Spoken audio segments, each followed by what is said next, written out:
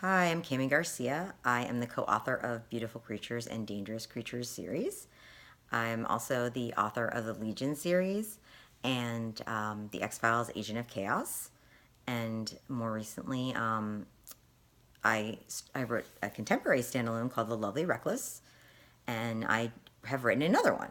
And my new contemporary is called, it's also a standalone, it's called Broken Beautiful Hearts. And it comes out on Tuesday, which is February 6th. I'm excited. I'm really excited, but I'm also nervous.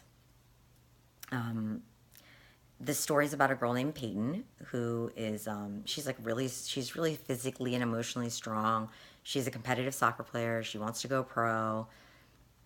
And, she's, her dad passed away. She and her mom are like a team. And, she's a cool girl. Like, she's the kind of girl I would want as my friend. And very early on in the book, she finds out that her boyfriend has a secret, that he's been hiding something pretty serious from her.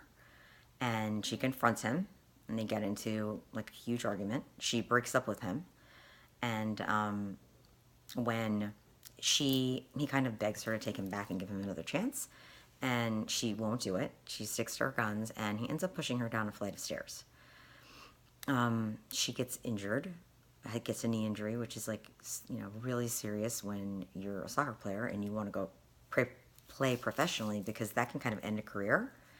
But what's even worse is when she tells people, and she tries to hold him responsible. Since no one saw it, people don't believe her. He says, it's a different version of the story.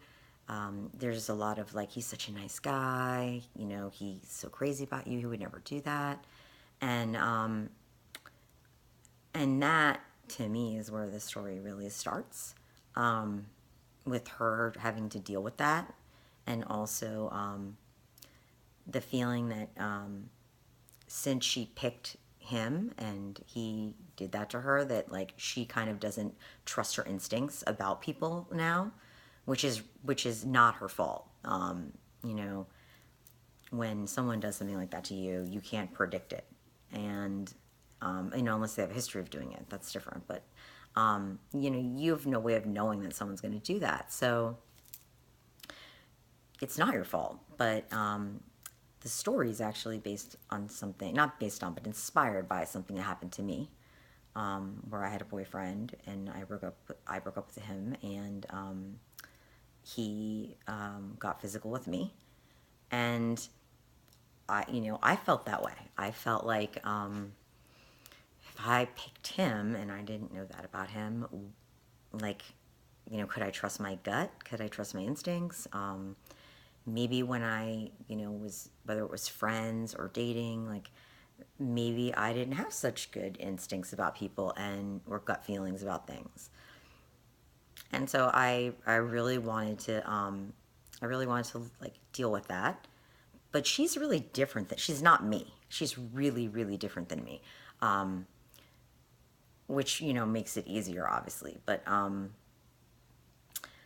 so the most of the story is really about that, and she meets someone else, and about whether or not she is kind of brave enough, like, to trust again, and also to stop blaming herself. Like, she she wants to hold him responsible, and she knows that it wasn't her fault on the surface. But there's the part of her that's questioning kind of her judgment and her instincts. That part is kind of subconsciously judging her, and making her feel like maybe it was her fault. And because something similar happened to me, it was harder to write than I thought. I mean, I'm happy I wrote it, but it was tough to write, because you kind of get in the headspace of the character, of your protagonist, and so it kind of took me back to that. But I feel like it was important because I wrote the book way before, like, the Me Too movement started, but thank goodness it did. And like there's now more awareness of violence and sexual violence, harassment towards women. But I think there's always should be more. Like there's never enough. If the problem is as prevalent as it is, then we shouldn't be. No one should stop talking about it. No one should stop talking about it until women can feel safe and break up with a guy or get divorced or have an argument and not have to worry about something terrible happening, or go to work and not be sexually harassed. So it turned out to be kind of more timely than I expected. But I think I felt like since that happens, it's been happening forever, and so it's not the kind of thing that it doesn't really like lose its relevance, because it's like it's still going on.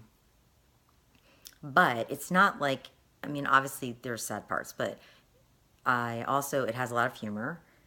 Her boyfriend, ex-boyfriend, is showing up at her house and doing all these things and like really spooking her mom.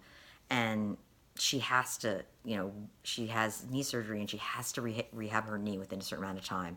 And so she ends up going to Tennessee to live with her uncle and her two cousins, football players, for a couple of months. And like that part of it is really fun, and the cousins are hilarious, and she meets a friend there, a girl, and they become really good friends. And it's also really different. She's from Washington D.C. And like a city, and she goes to like a small town, and like she has no idea really what to expect. She's visited there, but it's not the same as going to high school there.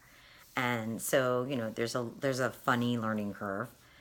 And I love her cousins. Her cousins are Christian and Cameron, and they're so sweet and awesome. And then she meets a boy, and his name is Owen, and he is also sweet and wonderful. I mean, he's not perfect, but he's a nice guy. He's a good guy. And, it's about kind of trying to heal and trying to start over, and whether or not you're brave enough to take a chance on someone again. And Owen has kind of his own demons that we find out about. He has like things that he has to deal with too. And,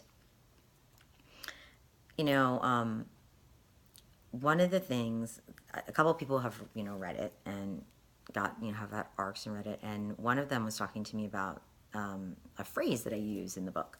And it's called, I always say that I don't write happily ever after, I write happily even after.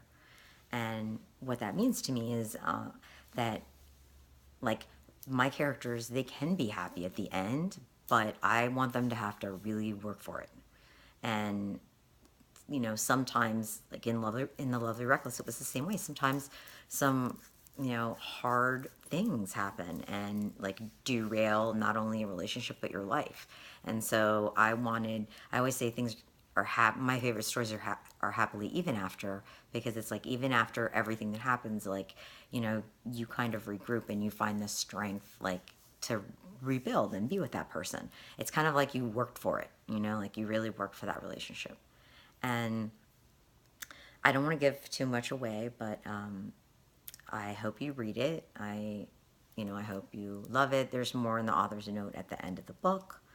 And like I said, there's, if Owen isn't your taste, like the cousins are adorable. There's lots of swoony boys, but it also, it kind of asks some difficult questions, and I don't have all the answers. I gave a version of the story that, Peyton makes mistakes, but I think ultimately when she makes the right decisions by, trying to tell people what happened, is it's really hard to speak up. And I think that, that if you are brave enough to speak up and then people don't believe you, like that's really crushing. And for her especially, because some of these people, they're her friends. And I mean, she was not expecting that reaction. So there's a lot of things about friendship, but it's also funny, and it has some football, and it has it doesn't have a lot of sports in a sense. It's like not a book where every scene is like you're at a game, but it has that fun atmosphere, and like pep rallies and barn parties and that kind of thing. So I hope you like it, and if you do, I hope you go on Twitter or Instagram or Facebook somewhere and tell me and say hi.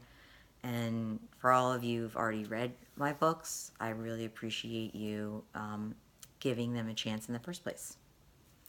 Thanks. Bye, Velma.